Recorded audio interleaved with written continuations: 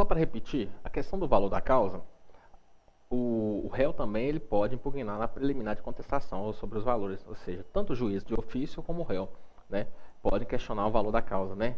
E os valores da causa estão estipulados no artigo 291, 292, e é importante porque nosso legislador vai estabelecer uma regra padrão para a gente saber quais são esses valores e essas regras vão nos auxiliar na colocação desses valores. O impacto é nas taxas, na questão da multa, na questão da justiça gratuita e assim por diante. Outro elemento que a petição inicial tem é a questão da prova. Em regra, as partes protestam por provar o fato conforme o momento posterior. Esse mero protesto já é válido. A legislação por si só faz o seguinte, incumbe ao autor provar os fatos, né? Então o autor ele pode protestar e deve apresentar, porque talvez ele tenha prova só testemunhal, aí vai ser iniciada uma fase denominada de audiência, de instrução e julgamento. Essa fase é extremamente importante porque é nela que vai construir a fase probatória, onde o autor vai confirmar aquilo que está sendo pedido e aquilo que pediu vai confirmar através de prova. As provas são todas as provas admissíveis de forma lícita, né? E incumbe o réu a questionar na contestação todos os pedidos.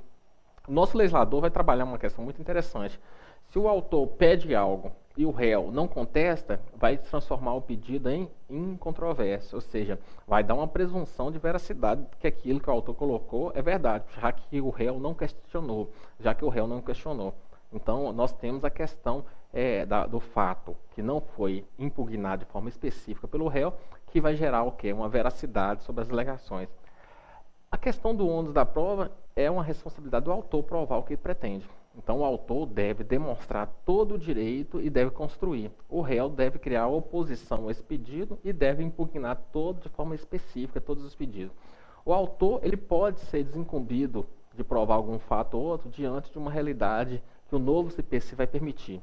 Ou seja, já existia isso no Código de Defesa do Consumidor e já existia isso também nas ações trabalhistas. O novo CPC 2015 vai adotar uma situação muito interessante, que é a chamada inversão do ônus da prova. Em regra, o autor incumbe provar. Ele não pode simplesmente colocar algo num papel e pedir, e agora o réu se defenda. Não.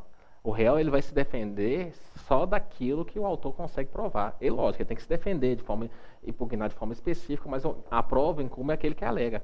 A gente não pode inverter essa regra. As regras só vão ser invertidas em situações excepcionais. Essa questão do ônus da prova só vai ocorrer, essa inversão, essa modificação, em situações excepcionais. Aí o legislador coloca, o que é uma situação excepcional? Em regra, no artigo 373, vai colocar o ônus da prova incumbe ao autor, quanto ao fato constitutivo de seu direito. Então o autor tem que provar tudo que está alegando. O autor deve demonstrar tudo que foi colocado. E o réu deve o quê? Quanto à existência de fato impeditivo, modificativo e extintivo de direito, provar esses elementos de fatos que vêm impedir, modificar ou extinguir o direito do autor. Aí nós temos uma figura de uma defesa indireta. O réu aceita os fatos, mas fala que os fatos não ocorreu dessa forma. Ocorreu de outra forma, gerando um fato impeditivo, ou modificativo ou extintivo do direito do autor. Aí o réu tem que fazer prova. Mas na situação da hipótese 1 do artigo 273, que o autor é responsável por trazer os fatos ou provar os fatos constitutivos do seu direito, o parágrafo 1º vai possibilitar a inversão do ônus da prova. Essa inversão do ônus da prova tem alguns requisitos. Quais são os requisitos? Só vai ocorrer a inversão do ônus da prova, assim e for pedido, quando existe uma impossibilidade ou uma excessiva dificuldade de cumprir o encargo que se está ligado ao ônus da prova, ou maior facilidade de obter a prova do fato contrário, aí o juiz poderá atribuir o ônus da prova de modo diverso. Ou seja, pode inverter o ônus da prova, falar o réu deve provar, desde que faça por decisão fundamentada e que dando a oportunidade das partes manifestar sobre seu ônus da prova. Essa é uma situação que acontece muito na relação de defesa do consumidor, onde o autor alega que o aparelho comprou um aparelho telefônico, né, e o autor alega que o aparelho não está funcionando.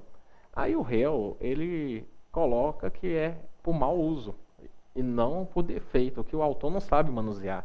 Isso é difícil o autor provar, porque o réu tem toda a estrutura por trás, tem todo um arcabouço. Então, nesse caso, essa dificuldade, essa hipossuficiência do autor de provar que o aparelho está com defeito e não é mau uso, o juiz pode inverter o ônus da prova, desde que for pedido, diante dessa excessiva dificuldade de cumprir o encargo de provar que o aparelho tem defeito. Diante disso, há uma possibilidade de inversão de ônus da prova. É uma exceção à regra, que deve ser fundamentada e pedida, né? E essa decisão que inverte o ônus da prova poderá gerar uma situação de desincumbência do autor do encargo daquele ônus diante dessa impossível ou excessiva dificuldade que ocorre dentro do fato concreto. Esse é um exemplo. Justamente, se o aparelho tem defeito, ele não tem condições de mostrar quais são os defeitos. Daí inverte o ônus da prova para o réu tentar demonstrar a realidade que o autor deveria incumbir de provar. Essa é uma exceção à prova. Lembrando, a prova sempre deverá ser o quê? Lícita, porque eu tenho um princípio constitucional de proibição da prova ilícita. Professor, o que resume? A proibição da prova ilícita é que ela não pode ser transformada em uma prova obtida de forma fraudulenta, de forma clandestina, de forma violenta ou de forma não permitida pela lei. Então nós também não podemos ter provas ilícitas, mesmo que a prova seja verdadeira. Senão a gente vai confundir o Estado que tenta punir bandido e se torna bandido para obter tipo de prova a todo custo, né? Isso é um princípio constitucional que é uma realidade dos direitos humanos, adotado nos países também do primeiro mundo, né? De novo, continuando na questão da inversão do ônus da prova, o artigo 373, lá no seu parágrafo 3º, vai falar dessa distribuição.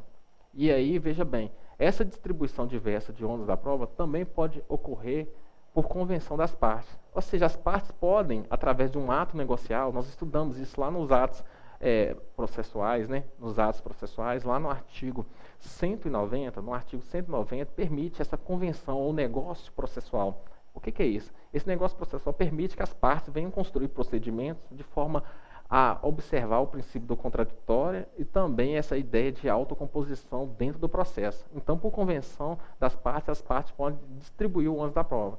Salvo quando, aí tem situações que não pode, quando recai sobre direito indisponível. Então, essa inversão de ônus das provas não pode recair sobre direito indisponível, porque a própria realidade do direito disponível, que não pode ser negociado pela vontade das partes, impede essa realidade de negociação. O direito indisponível é um obstáculo à distribuição diversa do ônus da prova. Também torna, ou salvo também quando tornar excessivamente difícil para uma das partes o exercício do seu direito.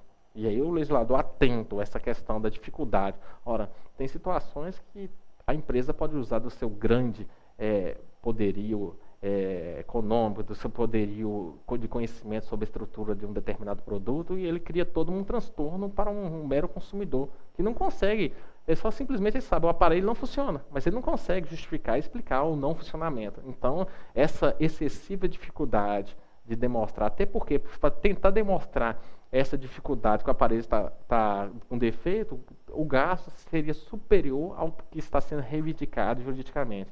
Aí o judiciário tem que inverter o ônus da prova. Aí nós temos uma hipossuficiência do autor numa discussão jurídica, porque há necessidade de observar o princípio da isonomia. Essa necessidade de inversão de ônus da prova surge com uma ideia de simétrica paridade de armas. Eu tenho que equacionar os envolvidos, eu tenho que nivelar a discussão jurídica, eu tenho que permitir que a questão da prova não seja um obstáculo para que um ou outro se resta prejudicado, senão sob pena de provocar injustiça. Por fim, a questão da petição inicial, ela coloca uma questão interessante. Olha só, o autor vai citar o réu não mais para apresentar contestação, salvo quando o direito não comportar autocomposição. Aí sim vai ter citação para apresentar contestação. Em regra, o autor vai ter a opção de escolher entre audiência de conciliação ou mediação. O nosso legislador, então, ele vai tentar impulsionar a questão da audiência de conciliação e mediação como forma de autocomposição, por entender que esse mecanismo ele funciona muito melhor do que a própria imposição de uma decisão jurisdicional, além de estabelecer uma ideia de economia processual, né? Olha que interessante, né? E aí o autor tem que manifestar se ele deseja ou não a audiência de conciliação. A ausência de manifestação dele vai presumir que, se o réu não questionar a audiência de conciliação, e se for caso de direito que comporta a autocomposição, que são direitos patrimoniais disponíveis, o que acontece? A audiência vai ser realizada. E se o autor não comparecer, ou o réu não comparecer, eles podem ser condenados a um ato atentatório à dignidade da justiça, que reflete em multa. multa até 2% sobre a vantagem econômica pretendida ou o valor da causa. Está vendo a importância do valor da causa? O que é isso, professor? Veja bem. Se o direito comporta autocomposição, o autor tem que manifestar se quer ou não. Se o autor manifestar que não deseja audiência de conciliação ou mediação, o réu também tem que manifestar. Tem que ser 2 não para não ter audiência de conciliação. Se existir só um não, e um não do autor, e sim, ou a inércia, o silêncio do réu, vai ter audiência de conciliação. E o não comparecimento de um ou outro, mesmo que um tenha manifestado um não, mas o outro ficou em silêncio, a audiência deve ser realizada, independente se ela vai obter êxito ou não. Aí o legislador cria uma sanção para obrigar as partes a participarem dessa audiência. E a sanção, ou seja, a ausência de comparecimento do autor do réu para a audiência, vai gerar uma sanção de uma multa de até 2%. E vai ser considerado um ato atentatório à dignidade da justiça. Professor, como é que funciona esse não comparecimento? O não comparecimento, né? O não comparecimento injustificado do autor e réu. Veja bem, o não comparecimento só vai ter a sanção da indignidade da justiça, ou a multa de até 2%, se existir o quê? A não presença do autor ou do réu na audiência. Se o autor manifestar não querer a audiência de conciliação na petição inicial e o réu pedir o cancelamento da audiência, é necessário ter audiência? Não é necessário ter audiência. Então teve 2 não, não do autor e não do réu. Mas se o autor manifestar não querer audiência de conciliação e o réu se manter em silêncio, vai ter audiência? Vai ter audiência. Se o autor manifestar querer audiência e o réu manifestar não querer, vai ter audiência? Vai ter audiência, sob pena de multa. Ok? Se existir a multa e o autor tiver o benefício da justiça gratuita concedido pelo juiz, vai afastar a multa? Aí o artigo 98, parágrafo 4, resolve o problema. Ou seja, o que eu estou falando é o seguinte: a petição inicial houve o pedido de justiça gratuita. O juiz deferiu a justiça gratuita. A justiça gratuita vai impossibilitar a cobrança da multa. Aí o parágrafo 4º do artigo 98 vai estabelecer: a concessão de gratuidade não afasta o dever de o beneficiado pagar, ao final, as multas processuais que lhe sejam impostas. Então, veja bem, reconhecido o ato atentatório à dignidade da justiça, a multa de 2% não vai ser blindada pela concessão da justiça gratuita àquele que foi beneficiado ou que foi deferido pelo juiz. Isso é importante colocar.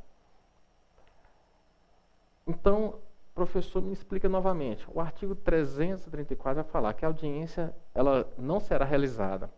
Ambas as partes, então eu preciso de 2 não para não ter audiência. Um não e um silêncio do outro, vai ter o quê? Audiência de conciliação. Ok?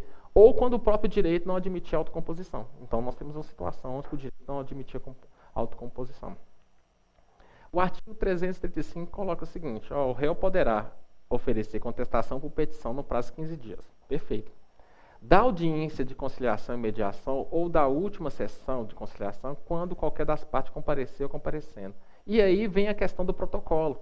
Se o réu não desejar audiência de conciliação e o autor também manifestou na petição inicial que não deseja, o réu deve protocolar um pedido de cancelamento da audiência de conciliação ou mediação de apresentação. E aí, esse 2 não vai impossibilitar a audiência de conciliação e o réu vai ter o prazo de 15 dias contado para apresentar a contestação, sem nenhuma espécie de multa, né? Dos documentos indispensáveis, né? Nós já acabamos de falar a ideia de não comparecimento justificado, as consequências, a questão dos 2 não, e aí nós temos também na petição inicial, o artigo 320 vai estabelecer que alguns documentos são indispensáveis para a própria propositura da demanda, sob pena de indeferimento. O que o juiz vai tomar? Ora, tem certos documentos que são indispensáveis. Eu estou ajuizando uma ação de execução e não junto o próprio cheque, não junto o próprio contrato, e aí eu vou executar como? Se a petição inicial por si só não juntou o documento indispensável.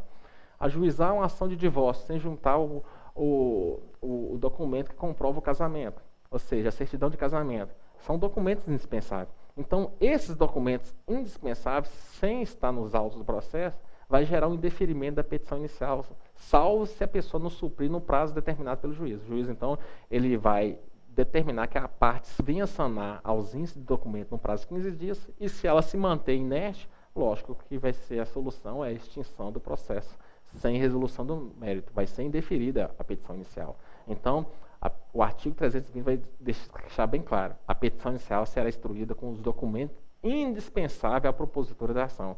São documentos que são inerentes ao próprio desenvolvimento correto e válido do processo.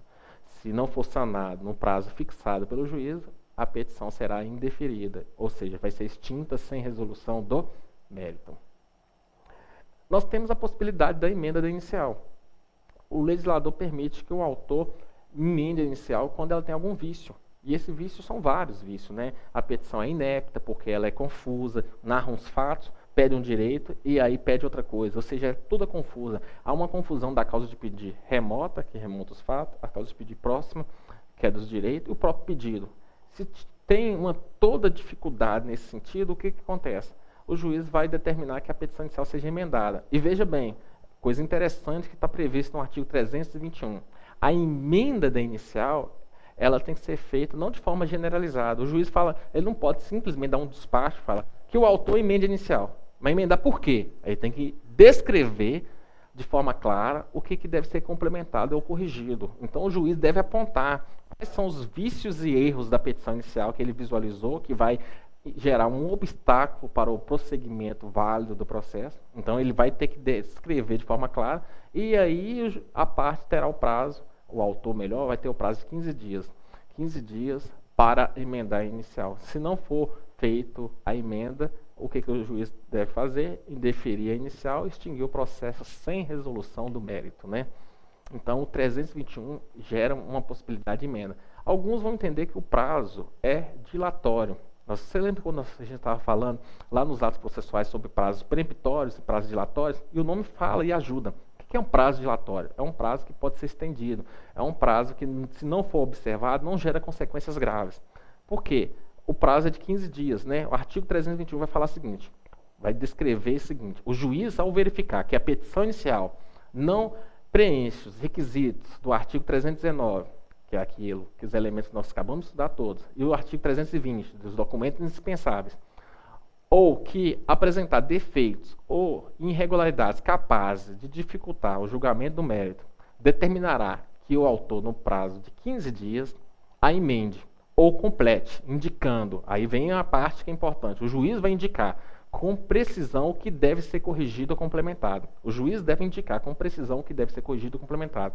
Parágrafo único do artigo 321 do CPC de 2015. Se o autor não corrigir a diligência, o juiz indeferirá a petição inicial. O prazo é de 15 dias. O Superior Tribunal de Justiça, que é guardião da lei federal, com base no artigo 105 da Constituição da República Federativa, ele estabelece, e com os julgados entendeu que esse prazo é dilatório. O que é isso? Se o processo ainda não foi extinto, e o autor emendar a inicial após o transcurso do prazo de 15 dias, esse ato será válido. Né? Então o processo não pode estar extinto, porque se uma vez extinto, aí não tem jeito. Porque aí a única situação é recurso de apelação. Mas se o processo não está extinto, ultrapassou o prazo de 15 dias, o autor pode juntar a emenda e essa emenda será aceita, porque o prazo é considerado dilatório, porque ele pode ser dilatado, ampliado, né? Esse é um entendimento do Superior Tribunal de Justiça, guardião da compreensão da lei federal, com base no artigo 105 da Constituição da República Federativa do Brasil.